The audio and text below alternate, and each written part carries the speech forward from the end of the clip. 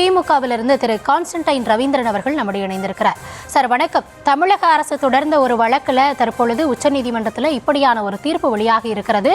ஆளுநர்கள் ஒரு மசோதாவை தங்களின் பால் காலவரையின்றி அவங்க முடக்க முடியாது. அதுவும் மட்டுமில்லாம ஒரு மாநிலத்தில் ஆளக்கூடிய அரசு மக்களால் தேர்ந்தெடுக்கப்பட்டதுதான் முதன்மையானது அப்படின்றதையும் குறிப்பிட்டு சொல்லியிருக்காங்க. இது மாநில உரிமைகள் சார்ந்ததுல எவ்வளவு முக்கியமான ஒரு தீர்ப்பு? மிக வரலாற்று சிறப்புமிக்க தீர்ப்பை உச்சநீதிமன்ற நீதியரசர்கள் தந்திருக்கிறார்கள்.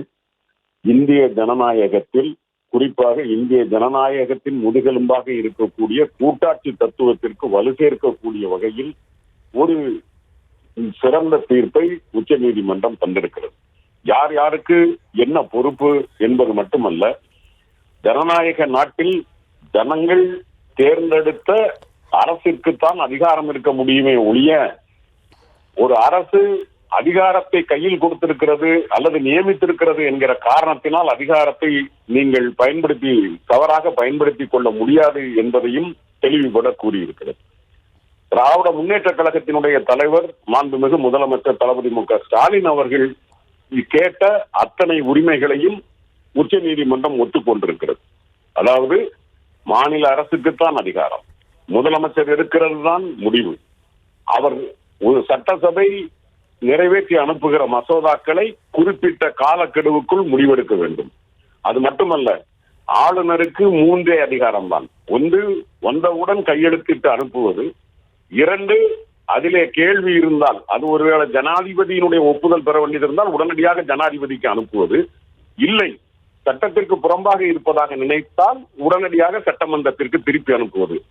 இங்கே நமது ஆளுநர் சொல்லிக் கொண்டிருந்தாரே, 4வதாக ஒரு ஆப்ஷன் இல்லை, இந்த 3 முடிவும் எடுக்காமல் நான் வைத்துக் கொண்டால் அந்த மசோதா செத்து விட்டது என்ற அர்த்தம் என்று சொன்னார். ஆனால் உச்ச நீதிமன்றம் தெளிவாக சொல்லி இருக்கிறது, சட்டமன்றம் அனுப்பிய எந்த மசோதாவையும் சாகடிப்பதற்கு ஆளுநருக்கு உரிமை இல்லை. ஒன்றில் அந்த மசோதா சட்டமாக வரலாம், அல்லது ஜனாதிபதியிடம் விசாரணைக்கு போகலாம், அல்லது ஒருவேளை ஏதேனும் திருப்பி அனுப்பப்பட்டால் அதையும் உறுதியாக சொல்லிவிட்டார்கள். ஆளுநர் திருப்பி அனுப்பிய ஃபைலை அல்லது மசோதாவை திருத்தத்தோடோ அல்லது திருத்தம் இல்லாமலோ அப்படியே திருப்பி அனுப்பினால் கவர்னர் கையெழுத்திட்டு தான் ஆக வேண்டும் என்பதை, அந்த ஆளுநரினுடைய அதிகாரத்தை மிக தெளிவாக வரையறுத்திருக்கிறார்கள். அரசியலமைப்பு சட்டத்தில் இதுவரைக்கும் இருந்த பல கேள்விகளுக்கு மிக தெளிவான முடிவுரை எழுதியிருக்கிறார்கள், தெளிவுரை வழங்கியிருக்கிறார்கள். சார், இதில் மாநிலத்தின் உரிமையை நிலைநாட்டக்கூடிய வகையில் இந்த தீர்ப்பு இருக்குது அப்படின்னாலுமே அந்த கால வரையறை நிர்ணயிக்கப்படுமா, அது தொடர்பாக ஏதாவது சொல்லுவாங்களா அப்படின்றதா எதிர்பார்ப்பாக இருந்தது. ஆனால் ஒரு பக்கம் ஆளுநர் முடக்கிவிட முடியாது அப்படின்னு சொல்லியிருந்தாலும் அந்த கால கெடுவை எங்களால் சொல்ல முடியாது அப்படின்றதையும் நீதிமன்றம் சொல்லியிருக்காங்க. இதை நம்ம பின்னடைவாக பார்க்கணுமா? இதில் மாநிலங்கள் என்ன நிலைப்பாட்டில் இருப்பாங்க? இல்லம்மா, ஒரு தீர்ப்பு சொல்லுகிற போது நீதியரசர்கள் யாருக்கு எதிராக தீர்ப்பு வழங்குகிறார்களோ அதற்கு தகுந்தாற்போல் சில வார்த்தைகளை பயன்படுத்துவார்கள். அதுல அவங்க என்ன சொல்லியிருக்கிறாங்க, ஜனாதிபதிக்கோ ஆளுநருக்கோ நாங்க காலக்கெடுவை நிர்ணயிப்பது, அவங்க சொல்றது நாகரிகமா இருக்காது. அதுதான் அந்த வார்த்தை. நாங்க விதிக்கப்பது கூடாது என்று அவர்கள் சொல்லுவது அது நாகரிகமா இருக்காது. ஆனா அப்படி ஒரு அநாகரிகமான சூழல் வராமல் நீங்களே காலக்கெடுவுக்குள் முடித்துக் கொள்ள வேண்டும் என்பதுதான் அதிலே அர்த்தம். இப்போ நாம அவங்க கேள்வி கேட்டது என்பது, நாம் ஒருபோதும் ஜனாதிபதி மீது கேள்வி வரவே இல்லை. ஏனென்றால் நமது ஜனாதிபதி அம்மையாரை பற்றி நமக்கு தெரியும். இரவு 12 மணிக்கு 12:30க்கு 2:30க்கெல்லாம் கூட கையெழுத்திடக்கூடிய ஒரு நல்ல மனிதர்.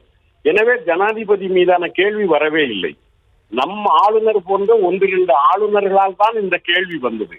எனவே இந்த தீர்ப்பை எப்படி பார்க்க வேண்டும் என்று சொன்னால், ஆளுநர் முதலமைச்சர் அல்லது ஆளுநர் மக்களால் தேர்ந்தெடுக்கப்பட்ட அரசு, இந்த 2ற்குமான முரண்பாடு தீர்த்து வைக்கப்பட்டிருக்கிறதா என்பதைத்தான் நாம் பார்க்க வேண்டும். அதிலே அவர்கள் என்ன சொல்லுகிறார்கள் மிக தெளிவாக, இந்த 3 முடிவு நீங்க எடுக்கணும்னு சொல்லிட்டாங்க. 3 முடிவை எடுக்கிறதுக்கு அதிகபட்சம் எத்தனை நாள் ஆகும்? 30 நாள் ஆகலாமா? அப்ப அவங்க மறைமுகமாக நேரத்தை சொல்லிட்டாங்க. நீங்க குறிப்பிட்ட நேரத்திற்குள் முடிவெடுத்து விடுங்கள், அதை இத்தனை நாள்னு நாங்க சொல்றது நல்லா இருக்காது. ஏன்னா அரசியலமைப்பு சட்டம் அப்படிதான் சொல்லியிருக்கு, as soon as possible அப்படின்னு சொல்லியிருக்கு. அப்போ அந்த ஆஸ் பாசிபிள் அப்படிங்கிறத இத்தனை நாள் என்று நாங்கள் முடிவெடுக்க கூடாது, அது நியாயமாகாது. அதை அந்த இடத்திற்கு வரவிடாமல், இது எத்தனை நாள் என்று கேள்வி கேட்க விடாமல், சட்டத்தை பொறுத்து ஜனநாயகத்தில் மக்களால் தேர்ந்தெடுக்கப்பட்ட அரசுக்குத்தான் அதிகாரம் இருக்கிறது என்கிற ஜனநாயக பண்பை புரிந்து கொள்ள வேண்டும் ஆளுநர்கள் என்பதைத்தான் இந்த தீர்ப்பு மிக தெளிவாக சுட்டி காட்டியிருக்கிறது. எனவே ஜனநாயகத்தை, கூட்டாட்சி தத்துவத்தை, மக்கள் அதிகாரத்தை மதிக்கிற எல்லா தலைவர்களுக்குமான, எல்லா மக்களுக்குமான ஒரு நிரந்தர தீர்ப்பு, வரலாற்று சிறப்பு மிக்க தீர்ப்பு.